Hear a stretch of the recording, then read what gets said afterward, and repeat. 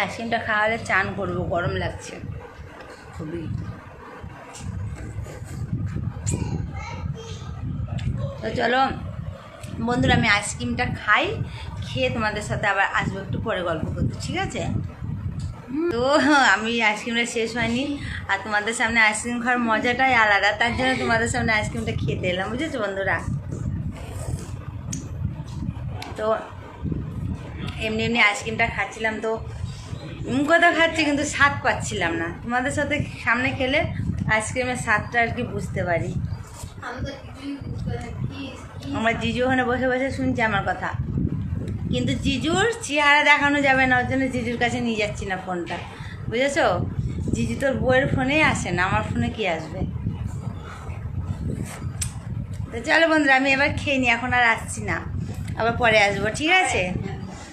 না এখন আর আসবো না, টাটা, বাই বাই।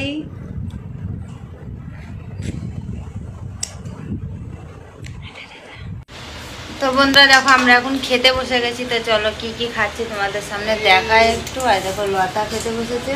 ও বাবা, খুব গরম, আজকেও গরম, কালকে থেকে আজকে বেশি গরম লাগছে, বুঝেছো?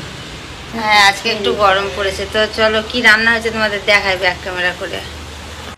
তো বন্ধুরা দেখো, দেখো ভাত, এটা আলু সিদ্ধ, লেবু, আর এটা হলো সেই কালকে মাছের তেল করেছিল, তো একটু বেঁচে গেছিলো সেই মাছের তেলটা আর কি। আর এখানে আছে যে মাছের ঝোল আর ডাল, এই যে। তো চলো খাওয়া দাওয়াটা করে নিই, অনেকটা দেরি হয়ে গেল, খাওয়া দাওয়া করে আবার আসছি তোমাদের সামনে।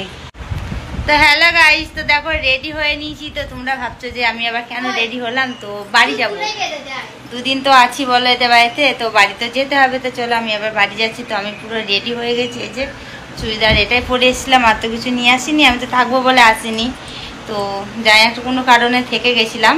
তো এই যে আমাদের মিষ্টু রেডি।